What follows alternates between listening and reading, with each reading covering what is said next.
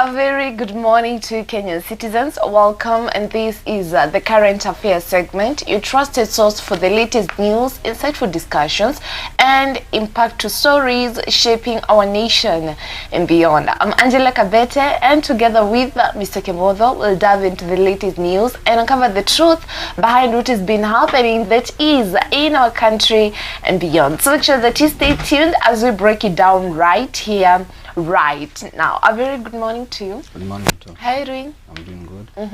Nashukuru. Salimia wachezaji. Nataka kuwasalimia. Na at the same time pia kwanza kuwakaribisha kwenye show ili tuweze kuangalia ni yapi ambayo yako siku ya leo. Karibuni sana. Thank you. Yeah.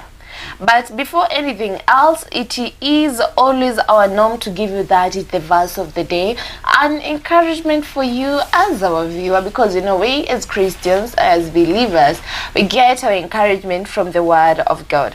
And today's verse comes from that is Ephesians 4:16, and I read, this is what it says. From Christ, the whole body is joined and held together by every supporting part.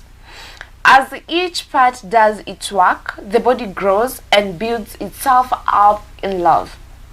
So, the verse inaweza kusema from Christ. Hapo kwenye sema from Christ, it means that Christ is the source. Christ is the head. Everything starts with Jesus, okay? Growth starts with Jesus. Direction, strength, unity, they all come from Jesus. Okay, and it continues and say from Christ the whole body.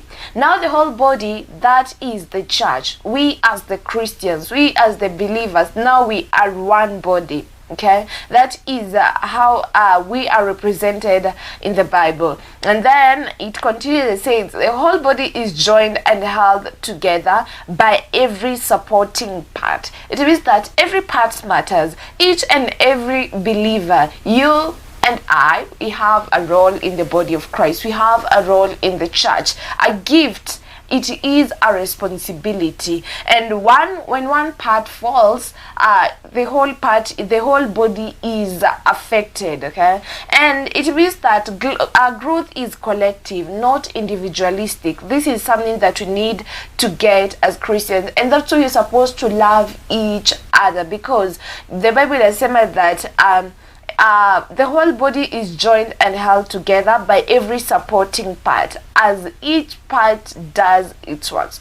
Make sure that you love a neighbor, because we are one body, we are a church. And the body grows and builds itself up in love. Kwa hivyo, love is demanded. Love holds everything together. Yeah. And what's your take on this? Yeah, unajua hiyo verse inatuonesha ya kwamba that is just from the example of each and every part of our body. Each and every person was created differently. So it's always good just to adhere and also to acknowledge that kila mtu amepewa different gifts, to give different capabilities, because you can imagine if all of us we could be doing the same thing, even the world ingekuwa so boring. That's why now kila mtu akona different gift, and the only thing that can help us is to love each other, just like the part of our body ambazo zote ziko connected and they are working together just for the growth of the work of Christ. I agree. Yeah. And that is the verse of the day. Now let's get over to what has been happening, because each and every day there are new stories, and it is a responsibility to making sure that you stay updated of what is happening. But before anything else, I can't forget to mention this show is proudly brought to you by that is Mizpah Prayer Center, a great place of prayer, fasting, and spiritual renewal. So make sure make sure that you visit that is Mizpah Prayer Center. Mizpah Prayer Center is located, that is in Bahati, Nakuru. That is 14 kilometers from Nakuru City, on your way to Nyahururu and Nyeri. It is open to individuals, ministry teams, and different prayer groups from all denominations. For more information, please contact 07 277 6655. 3. And now let's head over to what has been happening. I have the Daily Nation with me. I have the Standard newspaper. And on today's Daily Nation, these are some of the matters that we'll be checking out. Tangalia matters to do with the IEBC. They'll be checking out, that is, matters to do with the health sector. Specifically, Tunangalia, that is SHA. And then we'll be checking, that is a little bit of politics. What about you? Yeah, pia upande wa Standard naona kuna the issues that is to do with the environment, another story to do with the IBC, some bit of politics, and among the other stories ambazo tutaangalia. Yes. All right, so let's start with the Daily Nation. That is the health sector, as I said. And page 1 of the Daily Nation, the main highlights read that 1 billion looted from SHA. You talk about 1 billion. Hii pesa ingetumika kununua madawa, vitanda za hospitali. Tumeona there are some hospitals, they're sharing beds, okay? So this is a lot, and that's why it reads that 1 billion looted from SHA.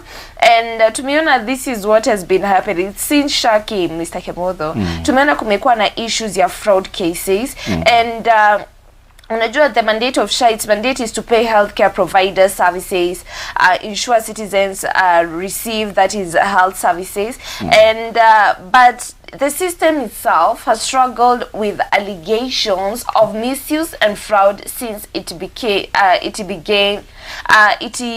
that is operation. Now that's okay, that is the current situation. The government audit revealed about that is 11 billion that was lost through fraud claims and submitted mainly by private hospitals between, that is, October 2024 and April 2025. So that is a lot. And then Bado it continues and says that Action Health CS, that is Aden Duale, says 40 rogue medics have been sanctioned, while, let's say, Basi, they are acting. And the Social Health Authority lost, that is 11 billion due to fraud cases, and with private hospitals submitting the bulk of fake claims. And when it comes to, that is, the fake claims, tuliona some of them, what they used to do is kama patient ama kama ukiwa mgonjwa pale umeenda hospitalini, wanakuwekea umeenda ukatibiwa outpatient, but unapata wao wamekuwekea that is inpatient. You know, inpatient is a lot.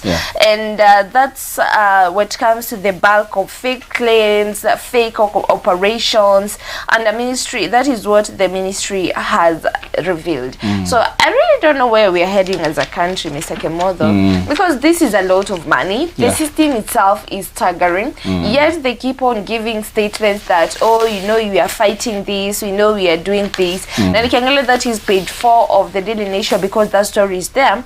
There is a statement from, that is Aden Duale, the health cabinet secretary. I say that I want to ensure that Kenya becomes the leading country in healthcare. Are these words? Are these just words, or are there actions that are being done? Because with what is happening, we can say these are just words, so they need to do something to amplify the words. And let me repeat, I want to ensure that Kenya becomes the leading country in healthcare delivery, and that there is equity in access to services. We don't know if this will become a reality in the future. Ama it's part of the Vision 2030, Mr. Kimotho, with what has been happening, because hii pesa yenye iko ikipotea ni mingi sana. The problem is we can see wale watu after wamesema wame reveal this and that and that and that, what is being done. So you know, it's bringing a great impact, because public money is being lost. Don't forget, every month kuna there are people kwa mshahara yao wanakatwa so that hii pesa iende kwa SHA. So public money is being lost. And then because Nabado, it means that the funds that should support that is the patient care is being diverted, and then pia tunaona kuna that is strain on healthcare, and we can say the government is taking too long to act. I think the best thing is that is to bring a motion that all the civil servants they should be covered by SHA, including the president, the ministers, the MPs, and the members of the county assemblies, because they have a fund almost to 10-20 million ambao wanakuwa wameka pale for health insurances ambao zinaenda to private sectors. And you can imagine all this money kama ingekuwa inakuwa that is directed to the public institution. I think that is our public institutions zingekuwa ziko well up. But they can't feel it because whenever now wanahitaji medical attention wanaenda to private, that is hospitals, because the taxpayers money that we have been we remit, that is to KRA, it is the one that is being used to do the same thing. But the mwananchi who is paying the tax for them now to be covered to the private, that is hospitals, maswala yao haezi kuangaliwa, including a system way like SHA, because SHA, it is a system that has been developed by people. So even if we continue saying SHA, it is something that can be improved. It is something that can ambayo inaweza angaliwa vizuri. Then at the same time also the issue of the funds ambazo wanasema hapa that is zinakuwa misuse, zinakuwa nini, hadi saizi bado tunaona that is kuna the issue between now the former employees of NHIF now to the transition now ya mambo na SHA. So ukiangalia pale bado kuna mambo masuala mengi ambayo yanafaa iangaliwe. And it is also high time that also now the leaders to come up with a very good plan that even if kulingana na that is the data ambayo imecollectiwa na the Ministry of Health, more than 15 million Kenyans were registered to SHA. So meaning that they trust the system, and there is a need now for the insurance cover now to so many Kenyans. So they're supposed to improve the services. They are supposed also to make sure that whenever they go, because they've been covered, wafanye the same thing inakuwa that is to the mwananchi. Yes, I'll say that is really unfair, and I don't know that aspect here. This is the government of the people, by the people, because that thing is no longer there. They're just statements, because we can see the Kenyan citizens, the taxpayers, are financing these leaders to go and be treated in private hospitals when the common mwananchi is struggling out there. Because don't forget, that is the Mr. Aden Duale alisema that the government has paid that is 75 billion to the SHA in the past 14 months. But hiyo pesa imetumikaje? We have a problem when it comes to management of funds. Yes. Yeah, you have something else. And when it comes now to the issue of management of funds, there is a different story, kwa sababu hiyo ambayo umetusomea hapa ilikuwa upande wa SHA. How much do you spend on housewarming? Housewarming, I think just from the normal understanding, housewarming, it is a new house. Right? Wakati that is wakati maybe sasa maybe you want to move to a new house. A new house that maybe ni rent or ama ni anything else, ama ambayo wewe mwenyewe that is umeweza kumaliza after constructions and everything else, sasa unaingia pale. With this economy, Mr. Kimotho. Yes. People are spending on housewarming. Yes, people watu wana spend. People got money. Yes, unajua wakati after, unajua sasa kuna ile the aspect and that is ile ka design mtu anakuwa nayo for you to be able to settle to your own place ambayo uko nayo, na mambo mengine yako pale. But there is a county ambayo wametumia 5 million for housewarming. Yeah, so that is what is happening to our nation. You can see the spending from SHA, now spending now that is from housewarming. So how much do you spend on housewarming? Now Vihiga County, they are very rich. That is sasa kuna hii issue ambayo iko hapa. Outrage as Vihiga spends 5 million on housewarming for that is a party for speaker. Watuambie kama walifika Singapore wakatuacha Mr. I think kuna watu walishavuka nafikiria kuna watu walivuka wakaenda Singapore na wakafika mbele yetu. Sasa wako upande ule mwingine wanashangaa nyinyi kwa nini hamjafika.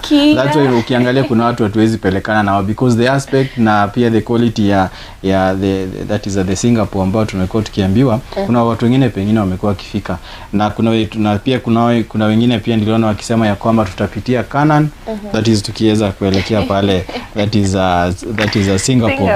So kwa gazeti ya Standard that is on page 16 wanasema that is Vihiga County has been into the national that is spotlight after Auditor General report revealed that the county government and the county assembly spends 5 million on housewarming ceremony for the speaker's official residence. Pesa ni zake ama ni za wananchi? He speaker's official residence, meaning it is the taxpayers money ambayo imetengeneza the residence of the speaker. Wow. So it is the taxpayers money ambayo imetengeneza hiyo residence, and at the same time pia wakati wa housewarming bado still that is the public funds ndizo zinatumika, na zenye ambazo zilitumika it is 5 million. Very sad. Very sad. Very sad. You know, we're lamenting that, you know, in our country we don't have money, we are poor, we are hustler nation. What is this?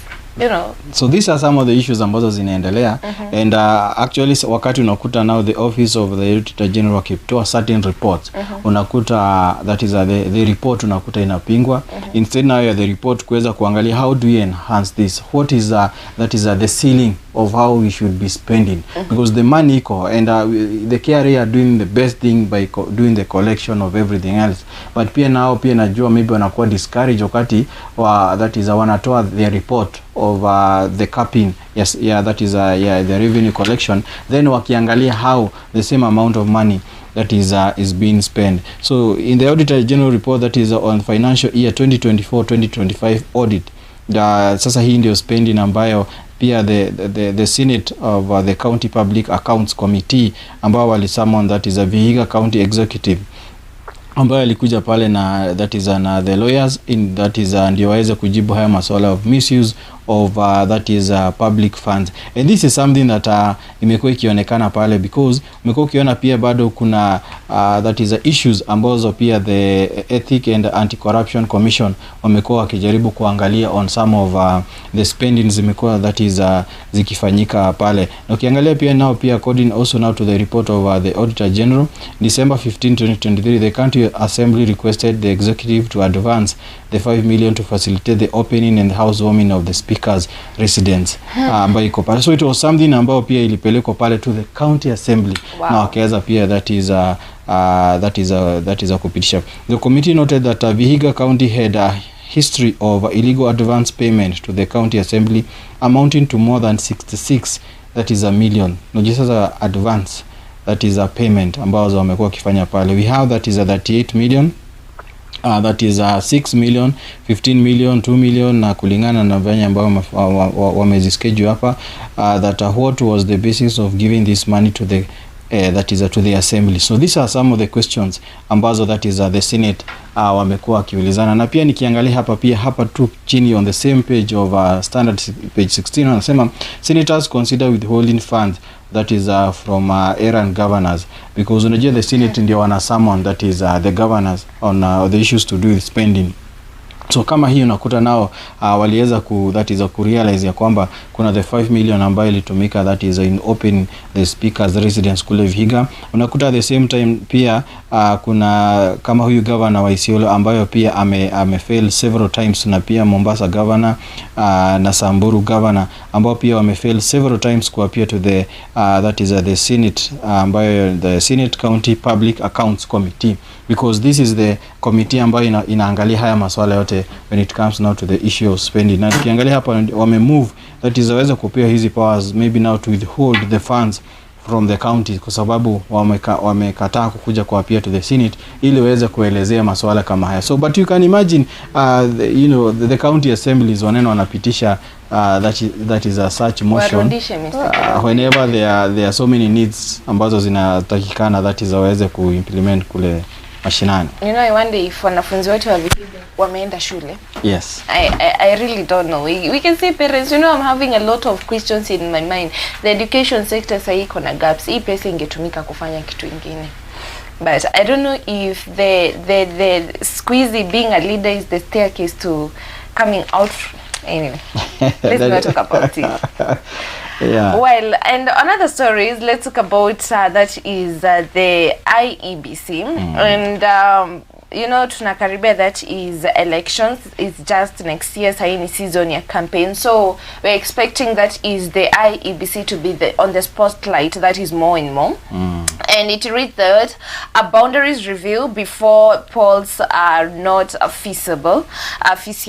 And you know, that is Kenya Constitution requires that is the election boundaries to be reviewed periodically to reflect population changes. Kama kuna changes zozote, and the review had been delayed due to kumekuwa na legal dispute, matters to do with census, fund shortages and everything. And that's what that is the current story right now. The Independent Electoral and Boundaries Commission announced that it cannot complete a full boundary review before the 2027 election, and the legal hurdles, that is funding gaps, time constraints, have made it impractical.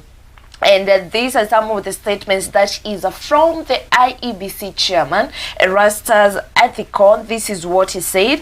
And instead, a phased approach will be focused on preparation while postponing major boundary charges. So much as to do with finances is still a problem, and there is a lot that needs to be done. So the government should act on this.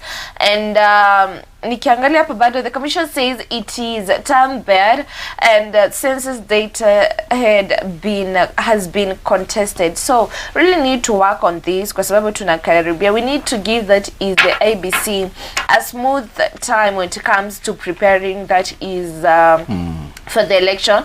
And the ABC said a full boundary review takes at least 2 years. Yes, the constitution requires any changes meant to apply the general election to be completed at least 12 months before voting day, meaning August this year. The constitution further requires every 8 to 12 years, with the last one completed in March 2012. That deadline lapsed in 2024. So none of in our effects, and largely due to the absence of commissioners and court disputes that invalidated that the 2019 census data in parts of the northern Kenya. So let's see what will happen, because Mr. Ethicon also flagged a legal contradiction around the words in County Government Act, fixing them at, that is 1,440, despite the constitution granting the IBC power to review electoral units, and a conflict, he said, will require parliamentary intervention. So this is what is happening when it comes to the IBC, and it is going to bring a great impact. Hiyo ni mambo ya when it comes to the representation concerns. Without a new boundary review, areas with growing population might be underrepresented. And that it comes to the election planning, it means that the IBC may proceed with the existing boundaries, which may affect voter distribution and political competition. And in addition to that, in a letter that is public debate, you can agree with me, and because this has triggered discussion about fairness and timely electoral preparation coming, that is 2027. So that is what is happening when it comes to the IBC. And also the same story I can see here, that is on standard, that is page 6. We can see that the IBC yesterday, they walikuwa na press ambayo walitoa pale, and they were discussing the legalities and the ways and where we are, that is on issues concerning the boundaries, and up to the way you have read, that is also the issues of boundary determination yake huwa inakuwa considered with the census data, na pia tuliona that is kuna ile verdict kotini ambayo iliputilia mbali the census data that was done due now to some areas, that is Garissa, Wajir and Mandera. So they also saying that their hands have been tied, because you can see right now they need the data so that now they can be able now, that is to implement some of the boundaries, that is activities. And they also say that they cannot do the full, that is boundaries, that is delimitation exercise, that is this year. They also noted that the commissioner needs, that is 8.49 billion to complete the exercise, which was scheduled now to be that is finished by March, that is 2024. So you can see that is the exercise has already been overtaken by events.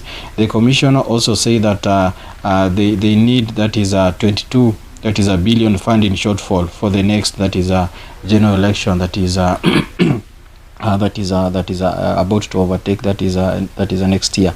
The other issue is that appear the IBC waliweza kusema ya kwamba there is a court there is a case that is pending hearing and a determination, because pia kuna some of watu walienda pale kotini kusema the IBC cannot conduct the next that is a 2027 election unless they complete the boundary exercise due now to some of the areas due to population and everything else. So they also said now they are also appealing, and their hope is that kulingana na venye hapa, that is wanasema unless there is a very radical judge, the best court will do in the light of the petition is to acknowledge of the receipt and review, but consider giving judgment that will be the best course of action involving, that is forward, that is to foresee the court saying that the matter has been overtaken by events given the institution that is expected implementation and the exercise that is a capability when it comes now to the preparedness of the next general election. So kiangalia pia their hands that is has been tied. Pia they also saying that due to the constitution, that is the IBC dismissed claims that it plans to increase the constituency beyond, that is the current 290.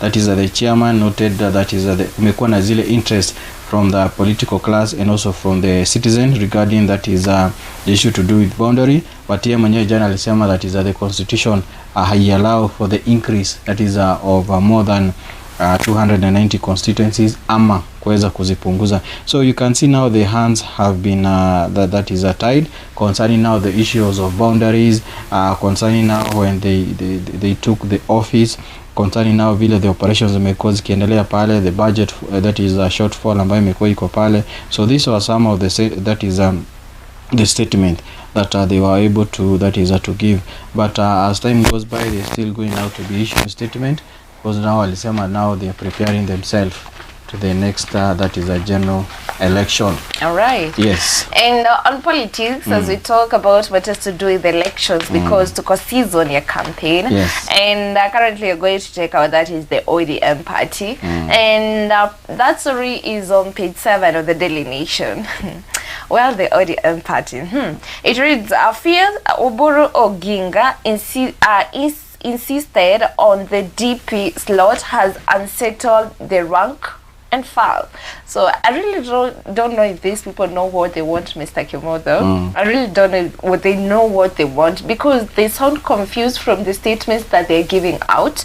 And the ODM 2027 demands spark jitters in president's party.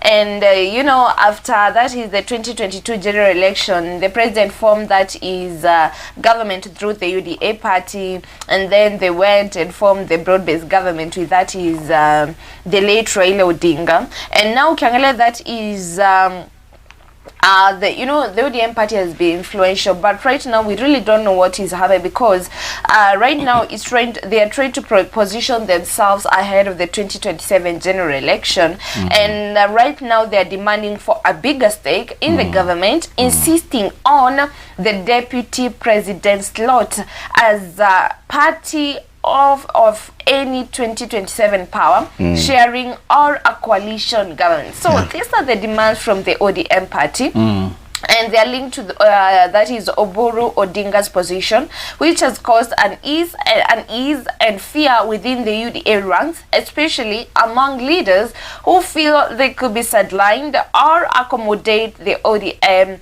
allies. And now that's why the president recently held a UDA parliamentary group meeting at State House, where concerns were raised about the direction of negotiations with the ODM party. But the ODM party has now shown willingness to support Ruto's re-election bid,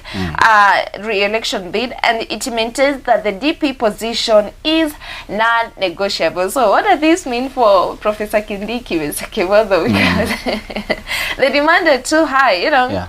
The DP seat is too much, and ukiangalia hapa tuliona there is a statement that is from the president. He said that what we agreed with the ODM leadership is to explore a coalition for the next election to broaden our base. So I don't know if the base he's talking about that is the broad-based government, and this election we want to win by a margin of 2 to 3 million. That is what the president said. And still there is a statement from that is Tana River Senator Danson Mungatana. Alisema when you see ministries and other positions going to the other side, people worry. They may not say, but they worry. So I don't know if this statement is trying to contradict with what is coming from their leader, that is Oboro. Don't forget, we have some leaders. We had some leaders giving out statements, the likes of Babu Owino, Edwin. They're saying that if the ODM joins, that is or forms a coalition with the government, they are going to quit and become independent candidates. So I don't know if this is coming to pass, or to say about the politics is again, things might change. So we really don't know what will happen. Let's be patient and see what will happen. Those are some of the challenges that are there in the ODM. And I think now they also need to sit down and do an analysis of how that is the former prime minister used to handle issues, because here alikuwa anaenda hadi now to the final. Hakuwa anafikati mahali kama venye wamefika ati the only thing that I need is the DP position. Yeye alikuwa na that is ana spearhead, anafika hadi mwisho. Goal yake ni kufika hadi kule mwisho, hadi kwenye debe, despite the situation, despite everything else. Then at the same time, even after the election, unakuta anakuwa na the upper hand ya kusit down na the government of the day, na akisit down yeye anakuwa even more powerful, even more than the seat ambao how wana request the DP. It's true. It was very, very influential. We saw it, that is in the former, that is government of Mheshimiwa Uhuru Muigai Kenyatta, and also at the same time of the current government. Tuliona pale even after the election of that is 2007, tuliona pia kiweza kupatio that is the prime minister seat, na pia the prime minister seat pia naye alikuwa amepati kwa sababu ilikuwa ni nusu mkate. That is a government. So ukiangalia pale, the only place ambayo that is aliweza that is kushika mtu mkono ilikuwa ni tu wakati yeye alienda akasema Kibaki tosha. So the rest of the years zenye amekuwa kicontest, yeye alikuwa kicontest hadi mwisho. So it is also time, that's unaona kuna msukosuko, because there are some of the ODM members, they are not familiar with these that is changes. How wanajua that is they need now to go up to that is hadi pale final. That's why unaona kuna yale mambo ambayo yako pale, na kuna watu wengine wanaona even the DP position is something ambayo pia iko very less, considering vile ambavyo wamekuwa wakiona that is the late former prime minister kiweza kuwasaidia. Well, like I said, the DP slot is powerful bargaining chip. Let's see if the Kenya Kwanza government will give into it. Yes. You have something there? It is also still something connected with politics, but this is also a statement that comes now from that is the Speaker of the National Assembly, that is Moses Wetangula, and Wetangula wants 56% of MPs may lose next election. So this is a comment from the speaker, who has been their speaker and who is still bado their speaker, ambao that is ametoa this statement addressing the lawmakers during the opening of the 3-day workshop that is in Naivasha yesterday. Wetangula, who did not give reasons for his forecast, urged them to invest in the parliamentary pension scheme. He described that is the upcoming general election as tough and tricky, citing rising that is political that is temperatures. So over 50% of the current members of parliament may fail to secure re-election. This is now the statement from the National Assembly Speaker, that is Moses Wetangula. So questions arise. What did he see? What has he had? That's why now ametoa his statement. Remember, he's the person who ana govern the motion that is pale in the National Assembly. Yeye pia ndio tumekuwa tukiona that is hold so many other committees when it comes now to the National Assembly. Na yeye sasa ndiye ameweza that is kutoa hizi that is this statement. So public perception of the current parliament remains low, with many citizens that is believing that the institution priorities political survival and a personal interest over effective legislation and accountability.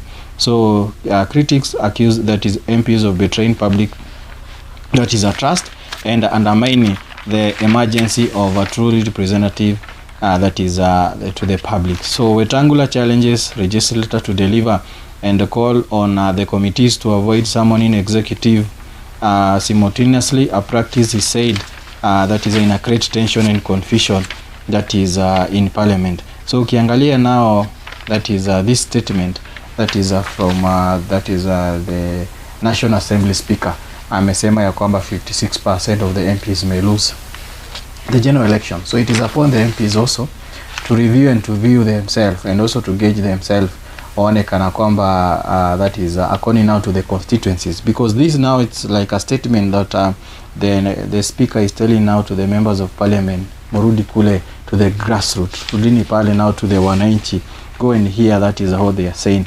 You also see that is also the statement comes when during the protest of the Gen Z tuliona that is waliweza kuingia pale parliament, which is something that has never been seen, neither has it never been heard of.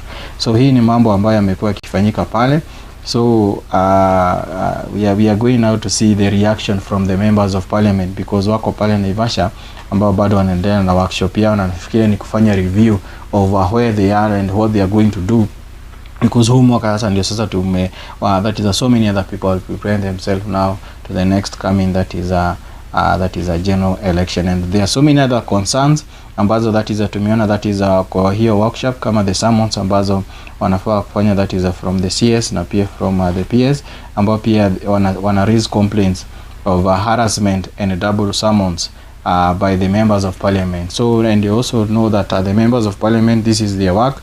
The executive is independent, that is also the National Assembly is independent. So if they don't summon the CS and the PS, how are the projects going to be implemented? How are we going now to deal with the issues of spending if the MPs do not now articulate their work the way they are supposed to do? Pia naona hapa that is waliongelea mambo ya public assets kama that is a KPC, pia Safaricom, pia nikiangalia hapa pia bado unaona pia bado wali highlight that is the challenges facing that is a grade 10 institution, including that is the parents' inability to pay fees and also school fees, that is the shortage ambayo imekuwa pale, the staff and also the materials ambazo zimekuwa pale, na pia nikiangalia pia waliongelea mambo ya IEBC, that is kwa hii workshop ambao wamekuwa wako nayo pale Naivasha. Yeah.